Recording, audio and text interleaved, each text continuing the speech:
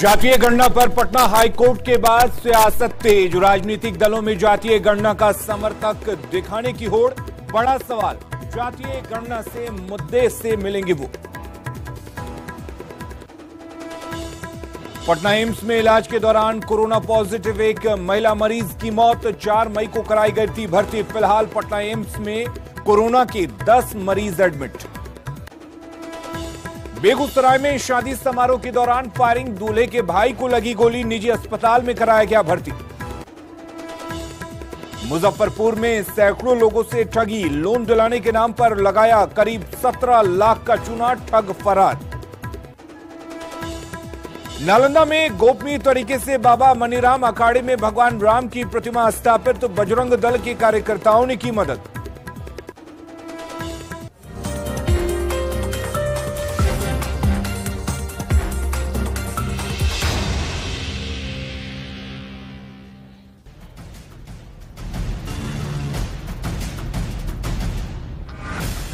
गरीब विरोधी, आरक्षण विरोधी हमेशा से भाजपा रही है। आज खुशी मना रही हो।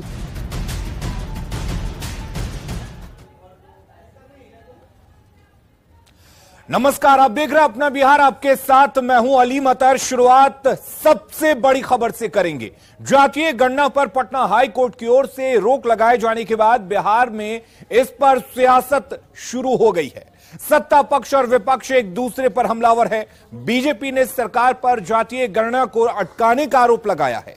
बीजेपी का कहना है कि चूंकि सरकार नहीं चाहती है कि जातीय गणना हो, लिहाजा बिना तैयारी कोर्ट गई और अपनी बात जोरदार तरीके से नहीं रख पाई। वहीं सरकारी पक्ष का आरोप है कि चूंकि बीजेपी नहीं चाहती है कि जातीय गणना हो, लिहाजा कोर्ट के फैसले के बाद वो जश्न मना रही है। दोनों ही पक्ष ये दिखाने की कोशिश में जुटे हैं कि जातीय गणना का वो ही सबसे बड़े समर्थक हैं, जबकि दूसरा पक्ष इसका विरोधी है। सुनिए जातीय गणना पर कोर्ट के आदेश के बाद किस तरह एक पक्ष दूसरे पक्ष को निशाने पर ले रहा है।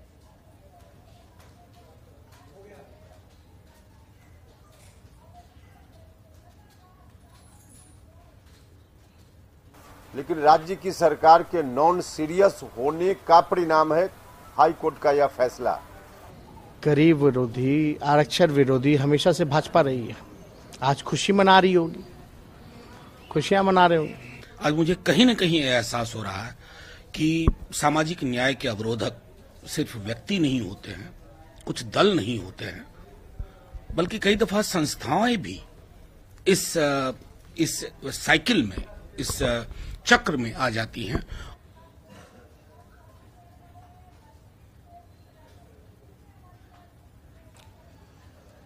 और अब ये समझने की कोशिश करते हैं कि कोर्ट ने जातीय गणना पर रोक आखिर क्यों लगाई। दरअसल बिहार सरकार राज्य में जातिगत गणना करा रही थी और जिस तरीके से तत्काल हाई कोर्ट ने इस पर रोक लगाई है, उसके बाद सियासत भी खूब हो रही है।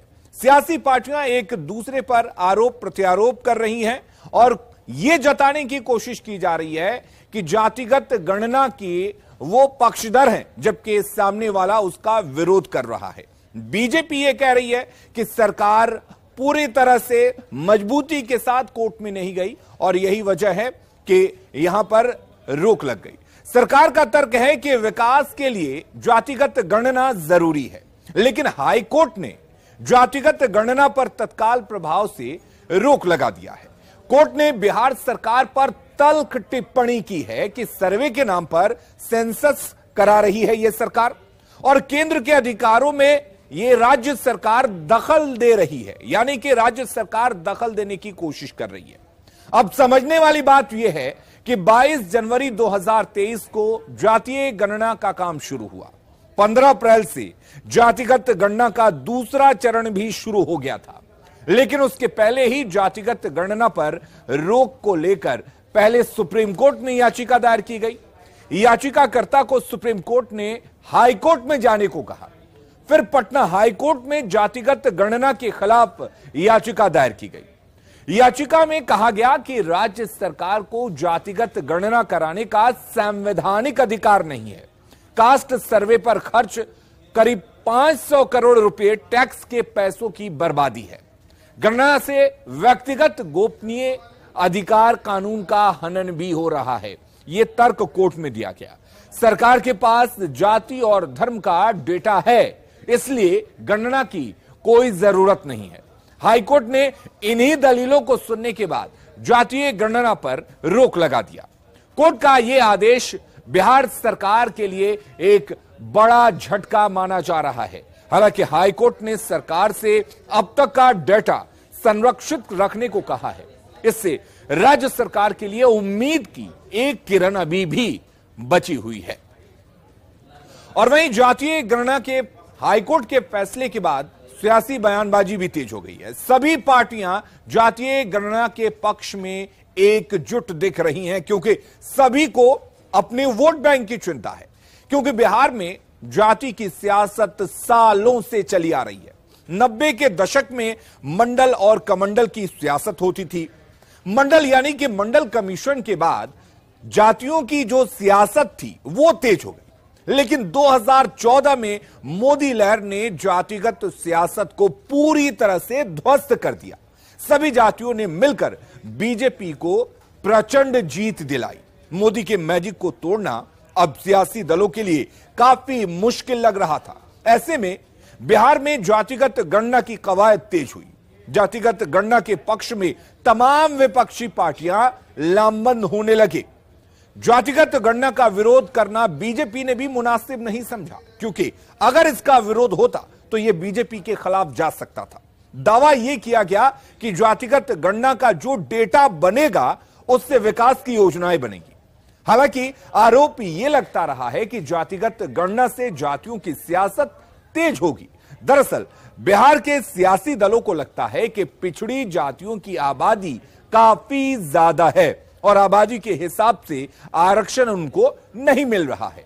जातिगत गणना के बाद इन्हीं आंकड़ों के सहारे एक बार फिर आरक्षण की सियासत को हवा देने की योजना थी। लेकिन हाईकोर्ट ने फिलहाल सियासी सपने पर पूरी तरह से पानी फेर दिया, जो नेताओं के बयान से भी झलक रहा है।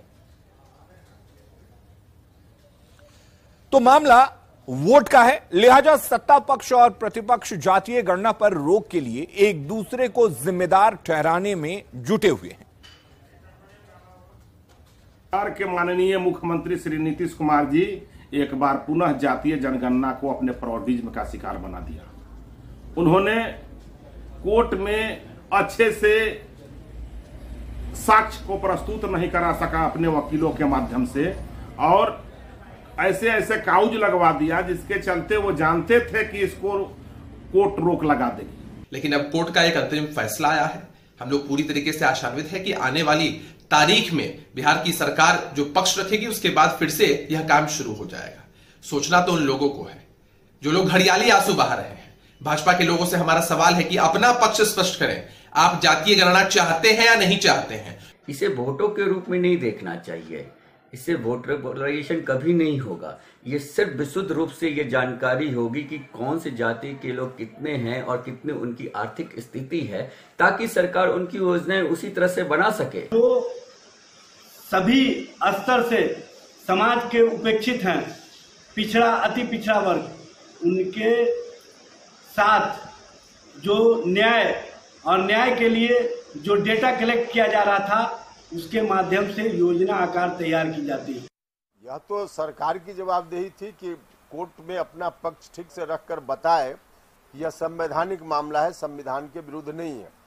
तो इनके लोग जो भी हो, इनकी तैयारी नहीं थी, जिसके चलते कोर्ट को यह कन्विंस करने में लोग सफल नहीं हो पाए। न्यायालय के जो है फैसला को हम सम्मान करते हैं, लेकिन यह निर्णय जो है ये इस निर्णय पर पुनः विचार करनी चाहिए।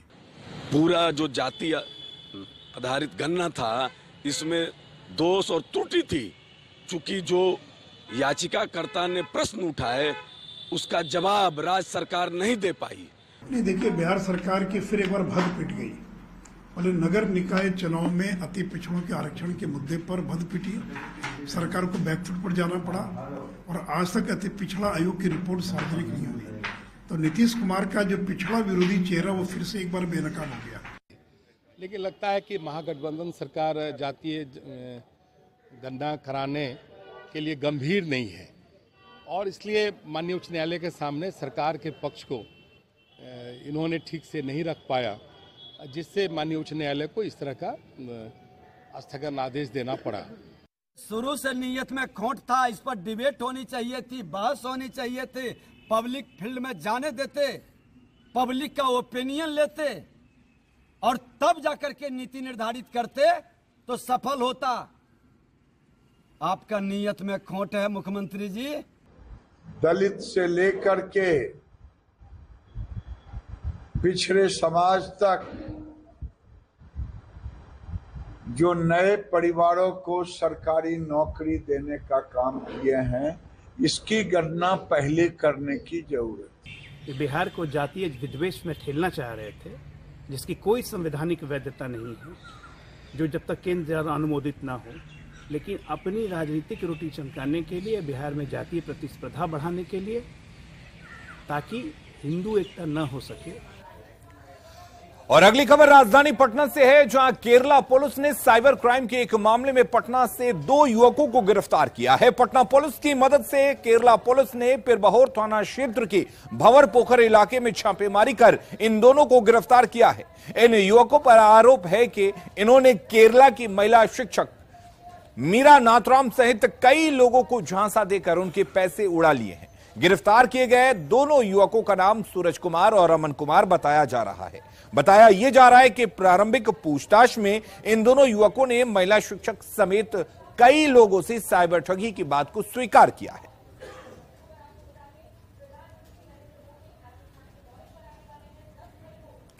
नालंदा के बिहार शरीफ में जिला प्रशासन ने भगवान राम की प्रतिमा को गोपनीय तरीके से बाबा मनीराम अखाड़े में पहुंचा दिया है। जिला प्रशासन की देखरेख में सुरक्षित तरीके से भगवान राम की प्रतिमा स्थापित किया गया। बताया जा रहा है कि डीएमएसपी खुद इसका नेतृत्व कर रहे थे। आपको बता दें कि बीते 31 मार्च को रामनवमी शोभा यात्रा का आयोजन किया गया था, लेकिन सांप्रदायिक हिंसा फैलने के कारण उस दिन शोभा यात्रा का समापन नहीं हो पाया था। रामनवमी जुलूस के दौरान बीच रास्ते में ही भगवान राम की प्रतिमा को लौटाकर मोगल कुआं इलाके में सुरक्षित रखा गया था। आज बीजेपी के प्रदेश अध्यक्ष सम्राट चौधरी बाबा मनीराम अखाड़ा पहुंचे और पूजा करने वाले थे।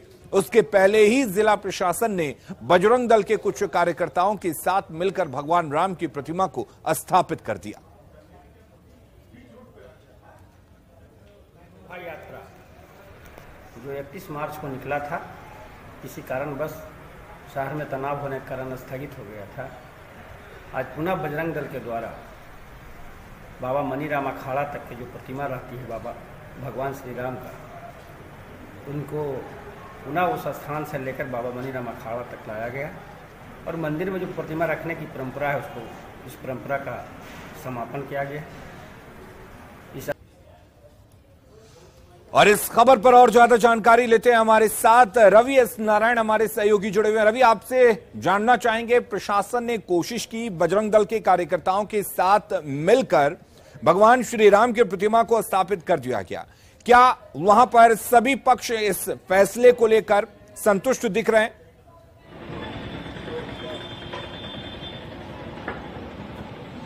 देखिए, निश्चित रूप से जिस ढंग से वो घटना घटी थी 31 मार्च को, उसके बाद काफी माहौल में तनाव था और जो घटना घटी थी उसके बाद जो शोभा यात्रा थी, जो रथ था, वहीं पे रुक गया था। और जो तस्वीरें हम आपको दिखा रहे हैं, देखिए मनीराम अखाड़ा की, यहाँ पे उस यात्रा की जो होते है अंत होता है, जहाँ पे श्री राम और जानकी की जो मूर्ति है वो मनीराम अखाड़ा में लाना होता है, लेकिन वहीं पे रखा गया था, जिसके बाद में कार्यकर्ताओं ने वहाँ से हटा करके सुरक्षित स्थान पर रखा था। लेकिन अब जब मनीराम अखाड़ा में यहाँ पे जिला प्रशासन ने जो कार्रवाई की है और अहले सुबह जो है यहाँ पे ला करके रखा है, क्योंकि जिस ढंग से बीजेपी का खास करके प्रदेश अध्यक्ष का कार्यक्रम यहाँ पे बना था कि आज आकर के यहाँ पे पूजा अर्चना भी करेंगे, उसके बाद यहाँ पे प्रशासन को लगा कि यहाँ पे किसी ढंग का तनाव और माहौल जो है वो किसी ढंग से कोई बात ना हो, जिसे लेकर के प्रशासन ने फौरी तौर पर यहाँ पहुँच करके कार्रवाई की। और हम इस अखाड़े के अंदर आकर के आपको तस्वीरें दिखाते हैं कि ये जरा देखिए कि ये मुख्य अखाड़ा है और यहाँ के जो पुजारी हैं वो हमारे साथ हैं। देखिए यहाँ पे प्रशासन कब पहुंची और यहाँ पे कैसे लाया गया? जैसे मॉर्निंग टाइम में यहाँ करीब 5:30 बजे के समथिंग टाइम में यहाँ प्रशासन के द्वारा भगवान राम का भव्य प्रतिमा और माता सीता और भ्राता लक्ष्मण और साथ में बीज बजरंगबली थे, जो कि सुरक्षा की दृष्टि से मैंने यहाँ पहुँचाया गया ताकि यहाँ सालों भर पूजा अर्चना हो सके। देखिए जिस ढंग से यहाँ पे पहले जो शोभा यात्रा यहाँ तक नहीं पहुंची थी, बीच में ही रखा गया था, उसके बाद कार्यकर्ताओं में कैसा? उस समय तो थोड़ा सा माहौल जो है कुछ खराब हो जाने के कारण सभी कार्यकर्ता लोग जो थे अपना अपना स्थान पर सब सुरक्षित रहे।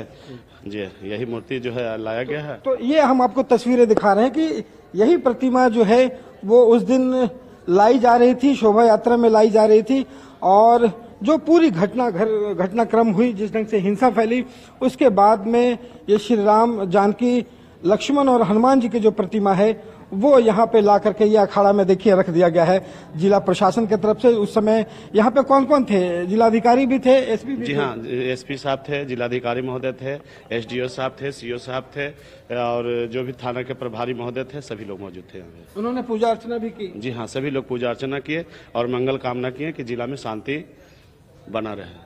देखिए ये तो जो जिला प्रशासन ने किया है वो कार्रवाई बेहतर की है, कितने संतुष्ट हैं इस कार्रवाई से? कि हम इस कार्रवाई से बहुत संतुष्ट हैं कि जिला प्रशासन जो है अपने आप में एक महान कार्य को उन्होंने उपाधि दी है और मैं चाहूंगा कि आगे भी जिला प्रशासन इसी ढंग का कार्य को करते रहे, इसके लिए हम उनको धन्यवाद देते हैं। रवि सवाल ये भी है कि बीजेपी के प्रदेश अध्यक्ष सम्राट चौधरी यहाँ पर पहुंचने वाले थे और उससे पहले इस प्रतिमा को लाया गया। राम जी का बहुत बहुत आशीर्वाद उन पर रहे और उन्होंने यहाँ का प्रोग्राम दिया है तो बहुत अच्छी बात है और इस जिला को सबसे बड़ी बात वही है कि देखिए इससे पहले जो है लगभग 1 महीने तक प्रतिमा जो है वहीं पे रही, लेकिन जब जिला सम्राट चौधरी का कार्यक्रम बना प्रदेश अध्यक्ष का तो वैसे समय में जिला प्रशासन ला करके रखती है। क्या उन्हें लगा, क्या सोच कर लग रहा है कि जैसे देखिए एक पुजारी होने के नाते हम तो ज्यादा विशेष बोल नहीं सकते हैं, लेकिन अगर ये प्रोग्राम हुई है तो अच्छा पहल है और सनातन धर्मियों के लिए बहुत ही अच्छा माहौल का विषय है। और जो है सम्राट चौधरी का आगमन होगा और वो समाधि पर लंगोट अर्पण करेंगे,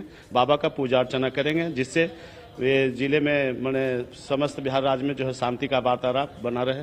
देखिए तो निश्चित रूप से देखिए जिला प्रशासन ने जो कार्रवाई की है वो जो पुजारी है उनका कहना है मतलब कि जो काबिल तारीफ है, इसलिए कि जिला प्रशासन नहीं चाहती थी कि किसी भी ढंग से कोई बात जो है वो बिगड़े या किसी भी ढंग से कोई प्रचार मिले, और यही कारण है कि सम्राट चौधरी के आने से पहले जिला प्रशासन ने त्वरित रूप से कार्रवाई की है और यहाँ पे प्रतिमा को स्थापित किया है। हालांकि जो सम्राट चौधरी का कार्यक्रम है वो तय है, वो यहाँ पे आएंगे, पूजा अर्चना भी करेंगे और उसके बाद इस घटना में जिनकी मृत्यु हुई थी उसके घर भी सम्राट चौधरी जाएंगे, यहाँ पे कुछ देर बैठेंगे भी, उस परिवार से भी मिलेंगे। आगे देखना होगा कि सम्राट चौधरी का जो कार्यक्रम है वो कैसे तय होता है, लेकिन जिला प्रशासन की कोशिश ये है कि माहौल जो है वो सही ढंग से और सद्भावना के साथ बना रहे। जी चलिए रवि, बहुत बहुत शुक्रिया आपका तमाम जानकारी देने के लिए और तमाम बातचीत करने के लिए। खबरें लगातार जारी हैं, आप बने रहिए न्यूज़ 18 बिहार झारखंड के साथ। ज्यादा शक्तिशाली, ज्यादा सुरक्षित, कैप्टन TMT, घर की असली ताकत।